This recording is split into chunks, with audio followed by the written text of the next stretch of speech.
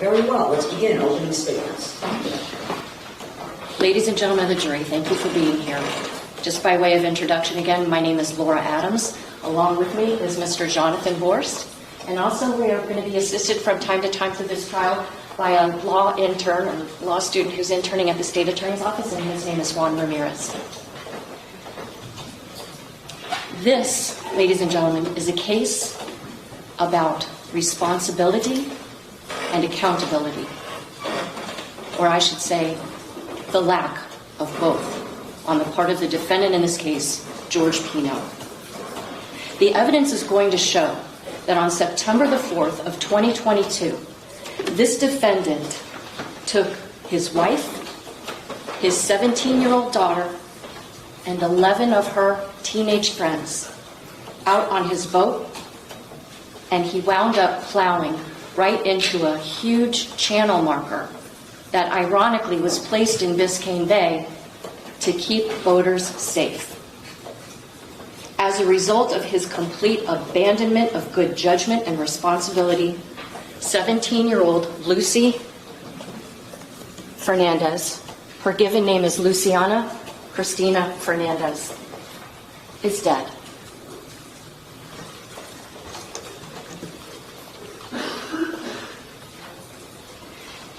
In the aftermath of causing Lucy's death, this defendant avoided accountability by telling the police a fabrication of how this boating crash occurred. And he maintained that falsehood long after the day of this tragedy. The evidence in this case, ladies and gentlemen, will show you this was not a mere accident or a momentary lapse in judgment.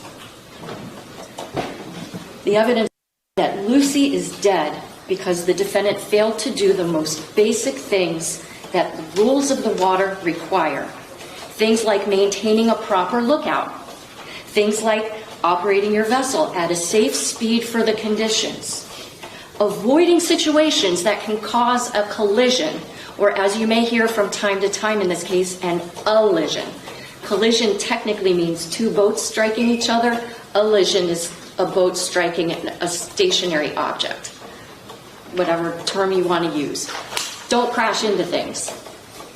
Moreover, you are to travel when you're in a narrow channel on the right-hand side of the channel. We're not in England. We don't drive our cars on the left side, and we don't operate our boats on the left side of the channel. This defendant drove his boat after consuming alcoholic drinks that was full of teenagers who also had been drinking alcohol right into that big steel channel marker in Biscayne Bay in broad daylight, a channel marker that had a day glow green square above it with the number 15. A channel marker that he had passed by a multitude of times because this was his water playground going to and from a location, which I'll talk to you about in a moment, up to a sandbar. He hit that channel marker, ladies and gentlemen, as he was accelerating through the channel, going from speeds of 43 miles an hour to 47 miles per hour. He struck that steel channel marker at just under 50 miles per hour.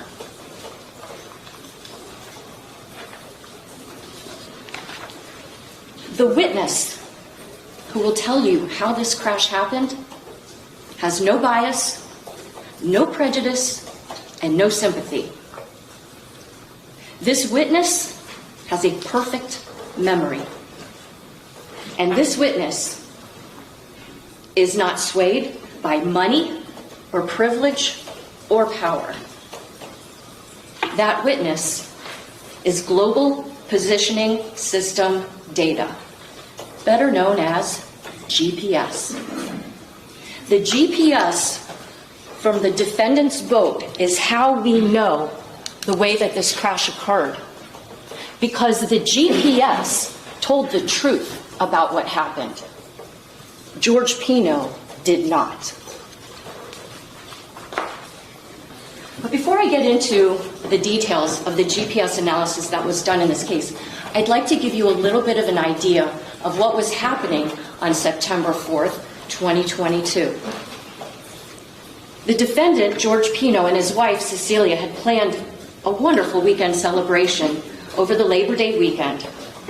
Their younger daughter, who was also named Cecilia Pino, but went by Little Ceci, named after her mom, she was going to turn 18 later that week.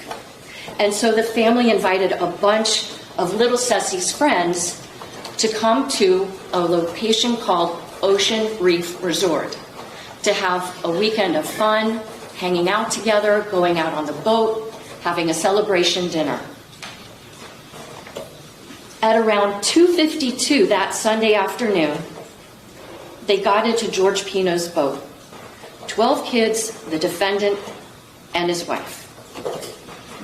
Before leaving for Ocean Reef Resort, before leaving the resort, however, that boat was stocked with some food and drinks. And the drinks that were stocked on that boat were not just water, were not just sodas. There was alcohol, lots of it stocked on that boat. Now the plan was to head out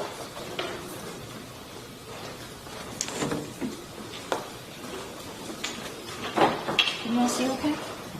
The plan was to go from here, which is where the location of Ocean Reef is, where I'm circling this blue dot, and to traverse across this little narrow waterway, and then head up toward this location, which is called the Cutter Bank Channel.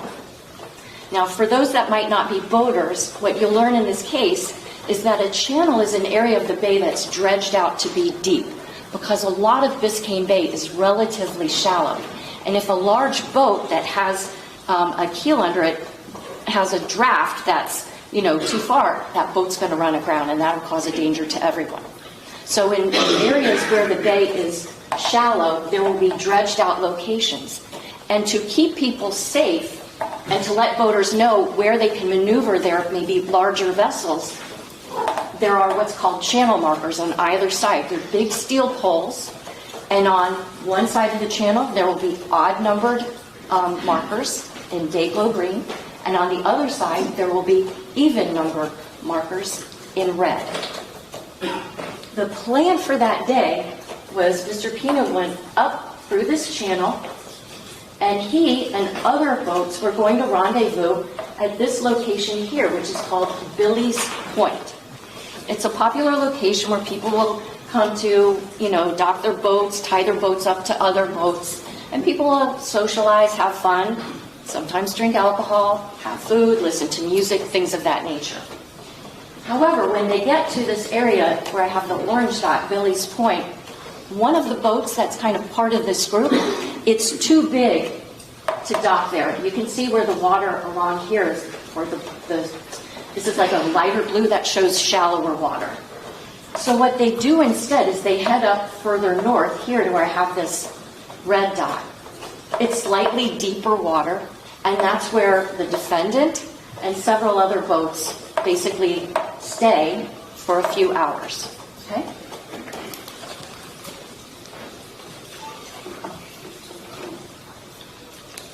So once they get to that part of the sandbar where the water is a little deeper, the plan was at the end of their time there, they were going to return back down to Ocean Reef because the defendant had planned a surprise party for his daughter. And it was going to be a catered dinner from like 9 p.m. to 11.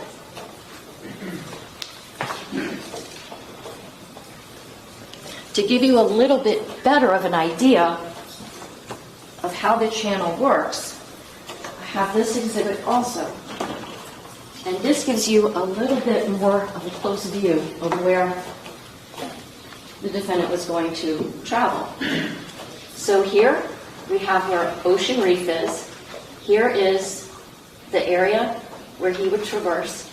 And then this area here that I'm circling, that is called Cutter Bank. And there are channel markers, 15, 14, 13A. There's channel marker 12, all along this channel so that boats can safely travel through it. Okay? And I have one more that's just a little bit closer so you can really get an idea. of where those markers are through here. And all of this evidence you'll see during the trial. This isn't your only chance.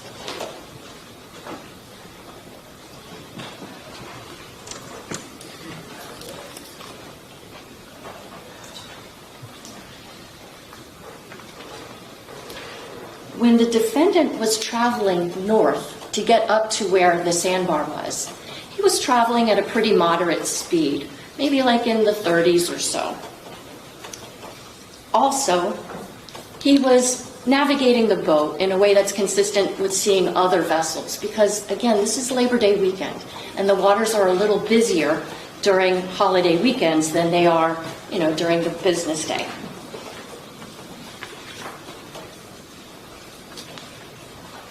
The defendant and the kids and his wife, all on his boat, get up to the area of the sandbar at about 3:23 that Sunday afternoon.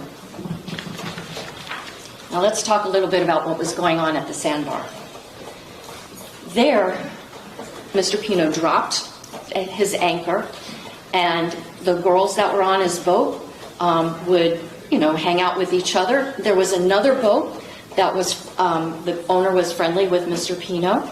He had some boys on his boat, so the girls and the boys were swimming back and forth with the boats, listening to music, having a great time.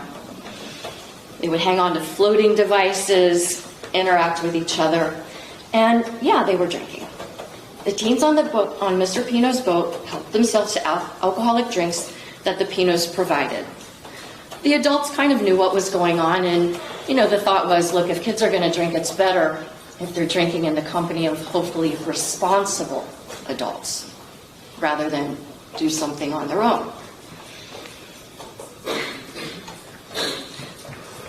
But the teenagers weren't the only ones that had consumed alcohol that afternoon. So did Mr. Pino. This was really one big happy party. Here's a picture of most of the girls that were there that afternoon. Many of these girls knew each other from elementary school. What a great day this would have been. Oh.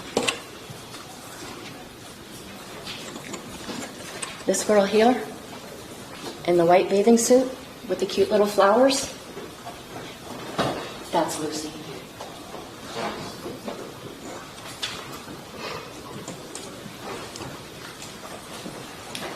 At one point that afternoon, Lucy's mom and dad, who were also at Ocean Reef, had been asked by their daughter, "Mom, Dad, come on out to the boat. We're going out with the Pinos. Come meet us out at the sandbar." Now, Lucy's dad, who you'll meet during this trial, he was kind of tired. He had golfed earlier in the day, but he and his wife figured, if your teenage kid is saying that she wants to see you, even when she's with a lot of her friends, let's suck it up, let's go. We're going to go see our daughter. And so Mr. and Mrs. Fernandez took their own boat out and wound up rendezvousing with where the Pino boat was and a couple of the other boats that were there.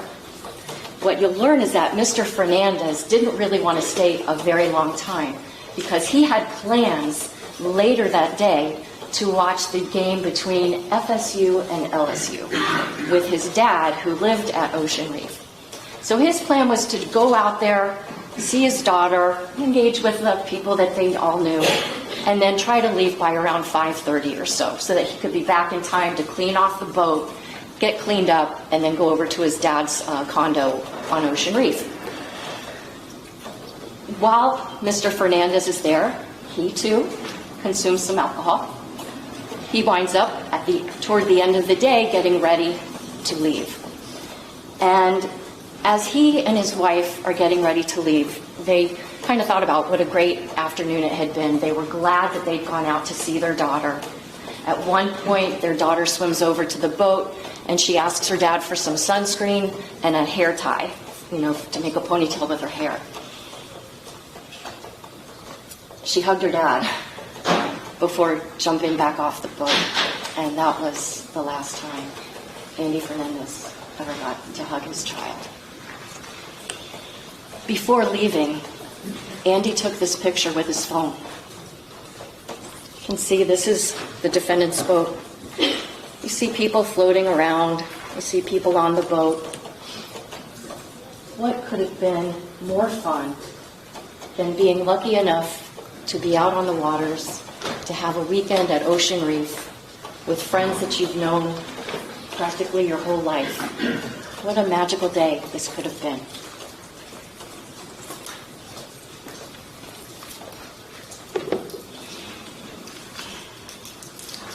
Now, they were there at that sandbar for almost 3 hours. And the evidence is going to suggest that perhaps Mr. Pino overstayed the time that he wanted to be there. Why? Because when he starts getting the girls to rendezvous back onto his boat, 12, 17-year-olds plus his wife and him, he leaves the area here,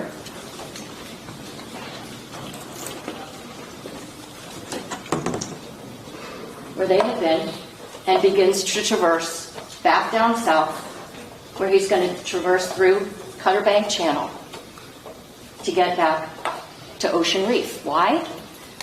I told you about him having a party planned. This was the invoice for that party. It was to go from 9 p.m. to 11 p.m. It was going to be a custom buffet with salads, mini burgers, chicken, all of this kind of stuff. It was an outdoor venue that was going to be catered, and it was supposed to be a great time. But, my goodness, yes, 12 teenage girls that are going to need to get showered, get their hair dried, get ready to go out for this event. Now, these girls were staying in a home that the Pinos had rented for that weekend. It wasn't like some gigantic mansion. So what winds up happening is, as he's heading back toward Ocean Reef, he is going faster than when he was going up there. And when he was going up to the sandbar, we know from the GPS that he was kind of circumnavigating things like this. What we know from the GPS is that when he was coming back, he was doing a lot more straight through traveling.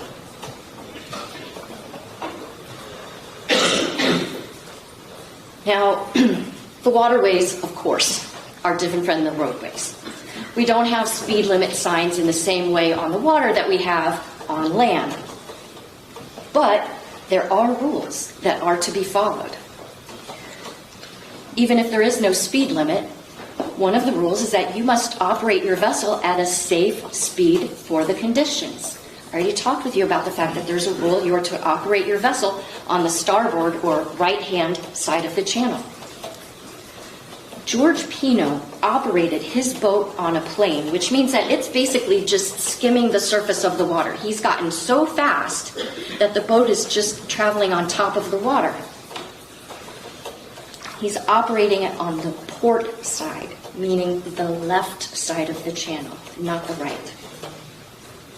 And as he was going through that channel, heading back to Ocean Reef, just as he had his GPS on the way up, his GPS was on the way back.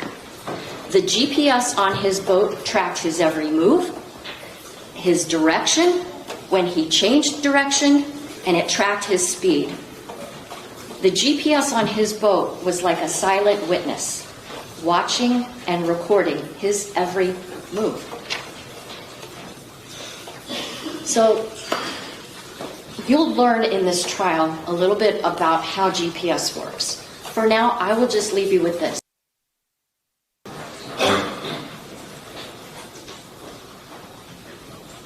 On the way to, yes, this is the GPS data that we have from the defendant heading, before he leaves, heading up this way to where Elliott Key is. And then you see these little, like, track mark, these little blue dots. Those are track marks. Those show every time the boat is being changed in direction. This is where he originally gets to, at Billy's Point, but it's too shallow for one of his friend's boats to be there. So he heads up, further north, until they get right here. Then, and he gets there at about 3:47. From there, the GPS is turned off because the boat's anchored. What do you need your GPS for? At 6:18, the GPS is fired back up again. And we know, track mark, track mark, track mark, he's navigating his way through here. And now look at what we see here. Straight lines, track mark, straight line, track mark, straight line. A very different driving pattern to get back than to get up there. So, what do we know happens once he starts entering into Cutter Bank? We know that he is going straight down this way, right? There's a channel marker here, channel marker 14. Here is channel marker 15. This would be the channel, and he's hugging the left side of that channel. And what we know is that before he gets to channel marker 15, right, at 6:37 and 28 seconds, he has his last track mark. That's the last time he changed direction. And what did he do? He tried to avoid channel marker 15 right here. But it was too late. Let me back up a bit. So here we see the defendant's track lines heading up, and here he is coming back on the return track. And we see one track point here and one track point here, which is less than 30 feet away from where that channel marker is. And what we know is that when he leaves this track mark, he was going 43 miles per hour. This last track mark, right before he hits the channel marker, he's going 47 miles an hour. He's literally accelerating through that channel. What is this? All these little track marks here? This is after his boat crashes into the channel marker. Because he was not wearing a thing called a kill switch, which you attach like to your waistline or something, so that if you get ejected from the boat, it kills the engines so that nobody will get chopped up by a propeller. Thankfully, even though he was not wearing a kill switch, which is why we see the boat is still moving because the engines are still running, thank goodness nobody got chopped up in this case. To give you an idea of what it looks like for a 29-foot center console vessel to smash into a steel pole as fast as George Pino did,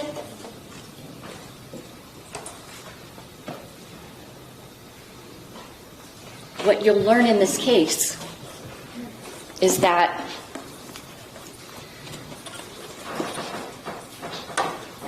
we all have to talk like sailors a little bit in this case, all right? So starboard and port, right and left. So this is the starboard side of his boat. And what happened is he initially hits with the front of the vessel right here called the bow. Boats, unlike cars, are not made of metal. They're made of fiberglass, which is plastic. And unlike metal that crunches and crashes, plastic flexes. So when he first hits that, the boat flexes. And what winds up happening is the boat rides up on the channel marker and literally is gouged open by the board that's at the top of that channel marker that says 15. And it rips the boat right open. When it comes to the other side of the channel marker, it's taking on water like crazy through this gigantic, gash mark in the boat.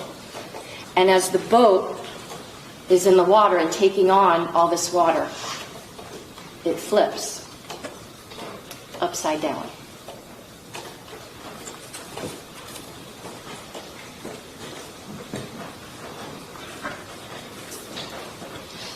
This is a picture of the vessel at final rest. You can see that huge gaping hole in the boat. Now, in the aftermath of this crash,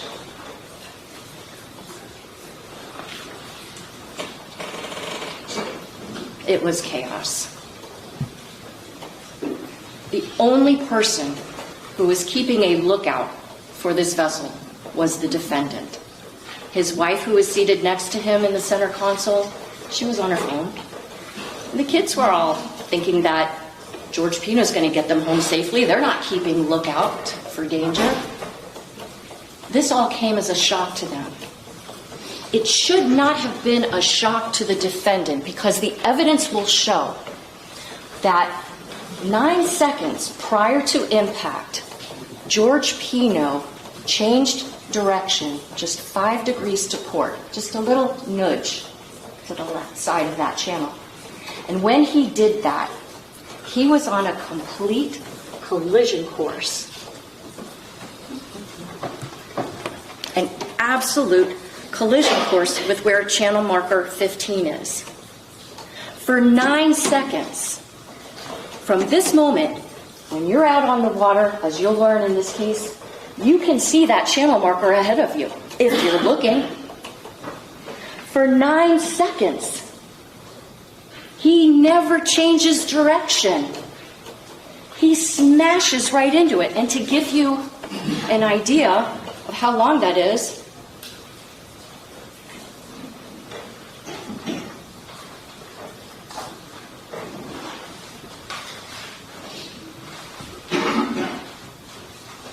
that's how long he was on a collision course with that gigantic steel pole.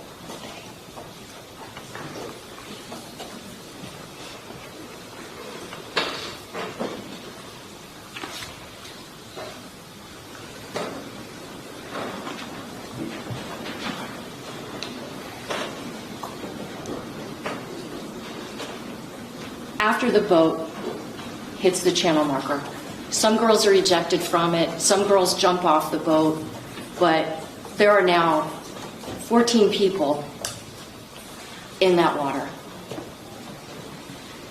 One by one, the girls who were not too badly injured try to seek out and find their friends. The defendant's wife, same. The defendant, though, he just kind of holds on to the front of his boat, which is now upside down, and the anchor of his boat has become the canopy, because the canopy of his boat is now on the bottom of Biscayne Bay. One by one, they're trying to account for all the girls. Where's Ceci? Where's Katy? Where's Mia? Where's Caro? All these girls. And eventually, through all that chaos, there are some that are not conscious, there are some that are borderline conscious. Everybody is accounted for, but one. They're looking and looking. Where's Lucy? Where's Lucy? Somebody yells to the defendant, still holding on to his boat. Look under the boat. Maybe she's trapped under there. She was. The injuries she sustained were not great injuries, but she didn't die from those injuries. She died because she drowned. She was underwater, unconscious, and she drowned.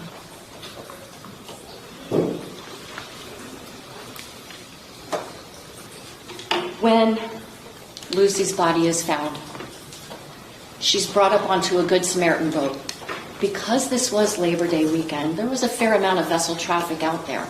And without too much time going by one, Good Samaritans came and tried to help get all these people out of the water. When Lucy was brought on board, there were people on that little boat who started performing CPR on her. People start calling the police for fire rescue, for help. Now, it's tricky to give your exact location when you're on the water if you don't know how to give your coordinates, because it's not like you can look up and say, oh, I'm at the intersection of 12th Avenue and 14th Street. So sometimes it takes a little bit longer for first responders to get to the scene of a boat crash. Well, when the first responders get there, they know that Lucy is in dire shape. You'll hear that one officer, when he approaches, he's seeing a helicopter from above, which is trying to lower a paramedic onto the boat that Lucy's on. But the problem is the boat Lucy's on isn't very large, and the wash from the propellers is starting to make that boat spin.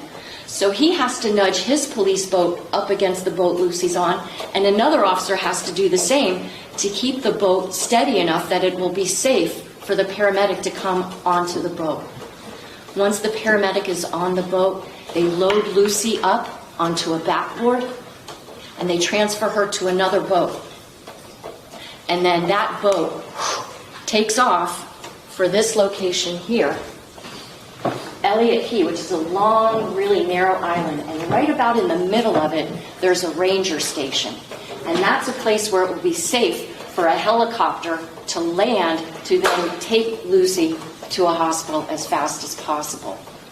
Well, all along the way that they are trying to get her to Elliott Key, the officers are taking turns doing CPR on Lucy. The fire rescue guy is trying to intubate her. They're trying to get her heart pumping so that blood and oxygen will get to her brain.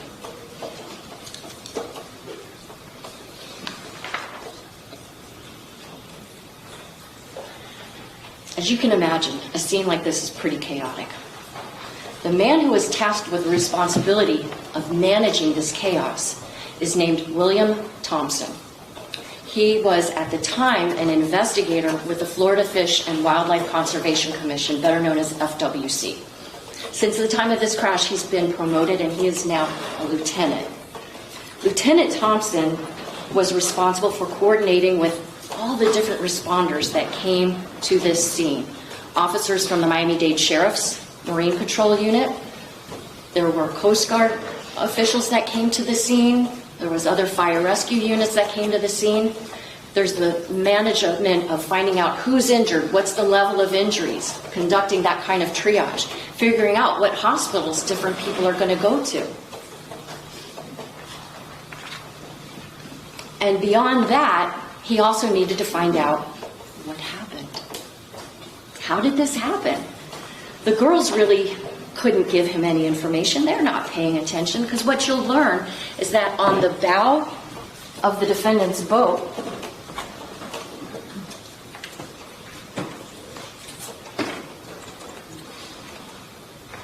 up in this area here, there was a girl sitting on every seat available.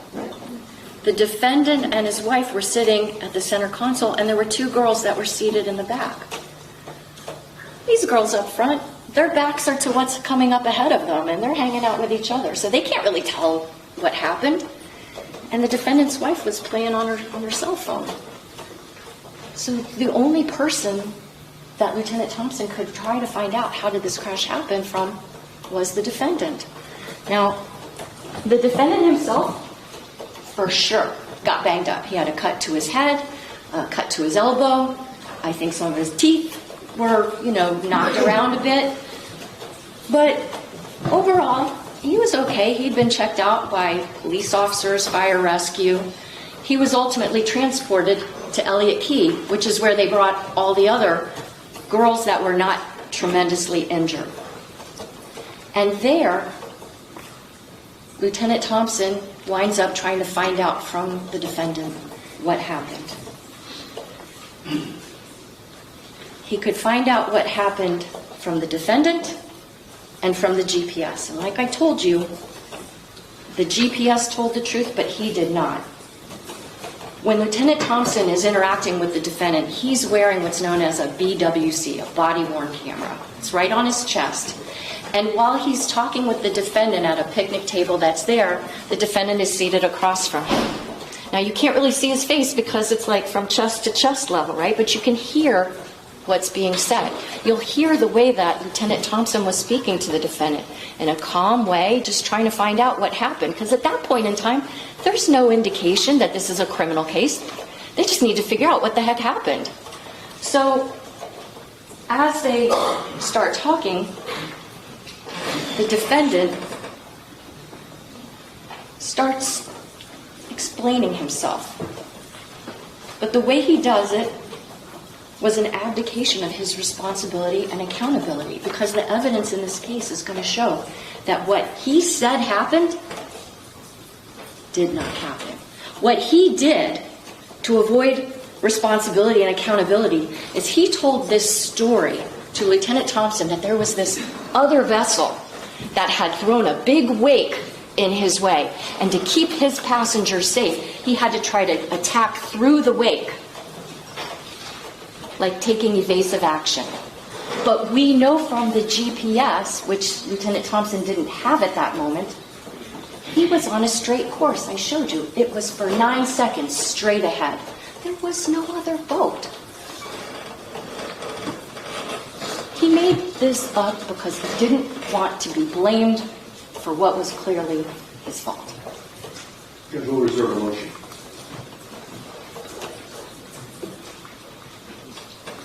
So, when Lieutenant Thompson asks, how did the crash happen?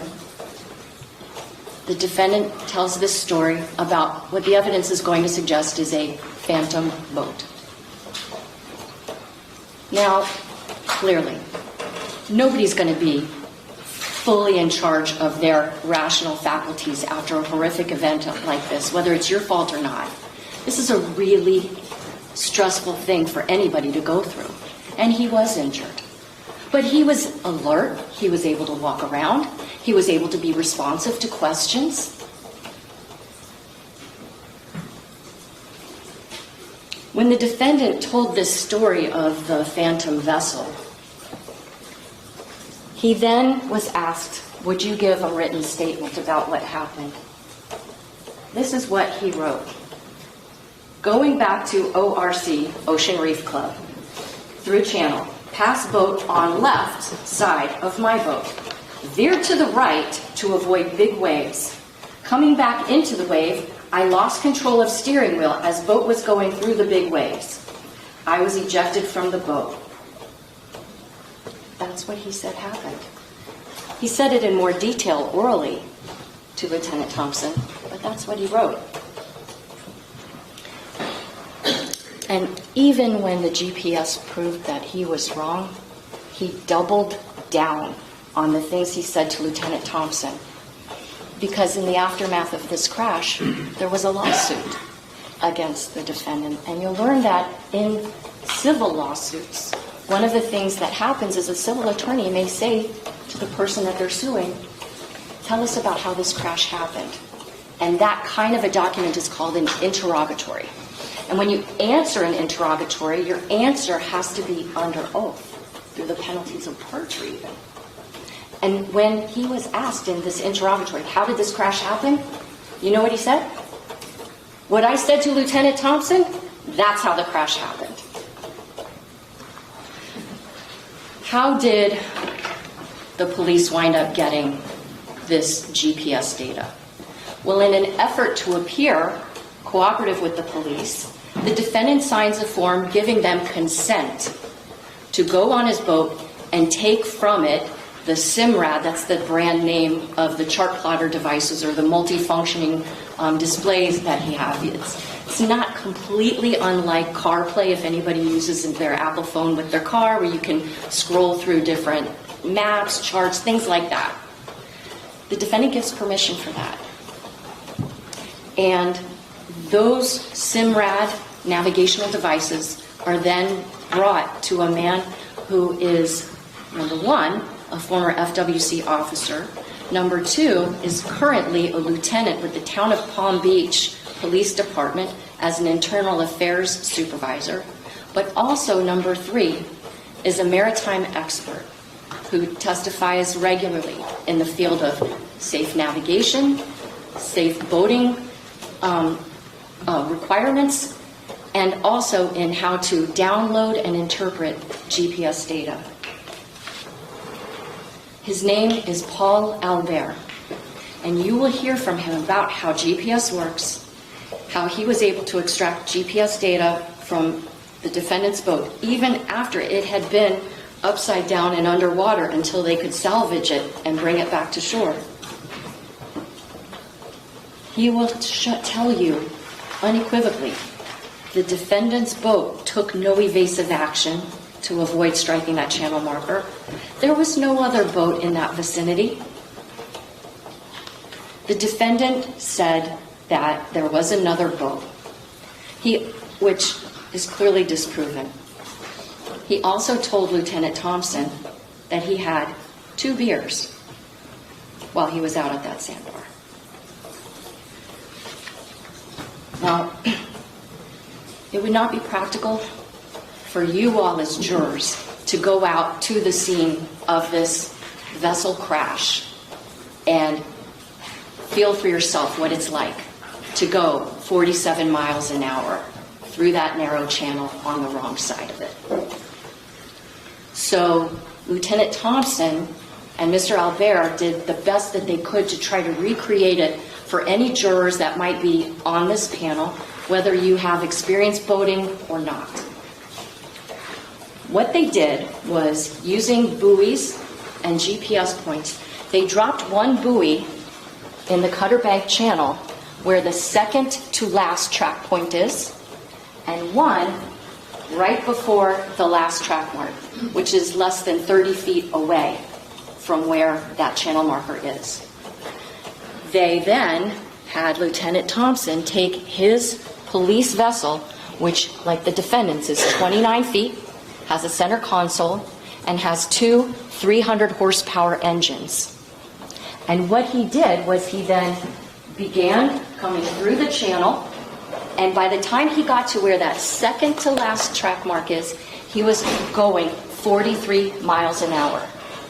He then continues to accelerate his vessel until he's at 47 miles an hour, and at the last second, swerves to avoid hitting the channel marker. To give you an idea of what that's like, we had a veteran crime scene detective with the sheriff's office come out on a Marine Patrol boat and launch a drone that then could film the boat as Lieutenant Thompson piloted it through the channel. In addition, a GoPro camera was affixed to the front of Lieutenant Thompson's boat so that jurors could get an eye view of what you could see if you're looking and when you can see that channel marker up ahead. In addition, a GoPro camera was attached to the actual channel marker so that you could see that same approach as Lieutenant Thompson comes right up to it and avoids hitting it at the last second. Now, lest you think that the police did all of this without concerns for safety, you will learn that during this exercise, there were marked police boats on the north and south end of the channel to make sure no vessels were going to be in that area.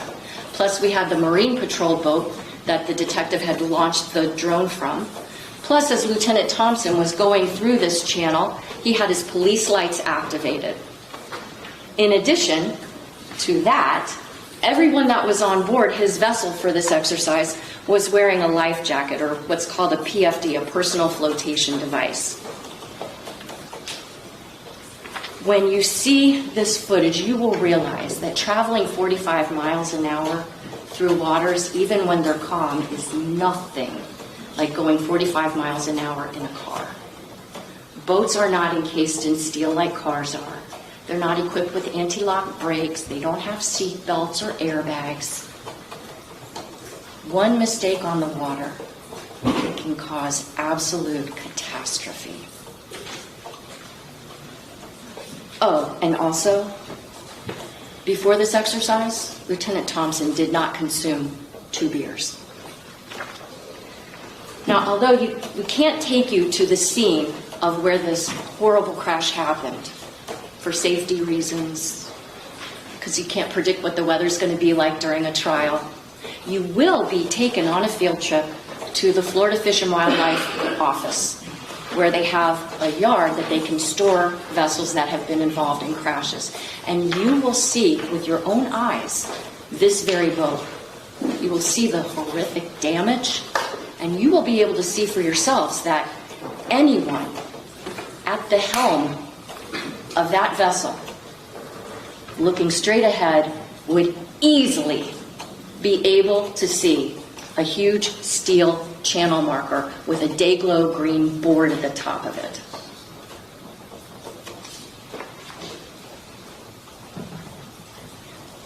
There's no evidence to conclusively prove that George Pino was drunk.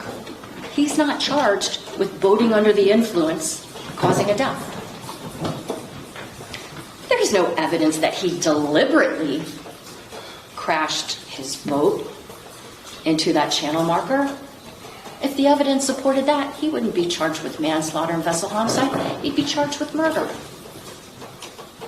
But the evidence does support a finding that traveling through that narrow channel at the speeds that he was, with as many people on his boat as he had, people who had been consuming alcohol, people who were 17 years old, and not looking where the heck he was going for 9 seconds. People won't even drive blindfolded for 9 seconds. They sure as heck should not be operating a boat with a blind eye. The evidence in this case will show conclusively this was not just an accident. This was a bunch of factors that, when they all come together, form the inescapable conclusion that George Pino was reckless and he was culpably negligent, and as a result, Lucy's gone. And that's why at the end of this trial, I will ask you to return a verdict of guilty.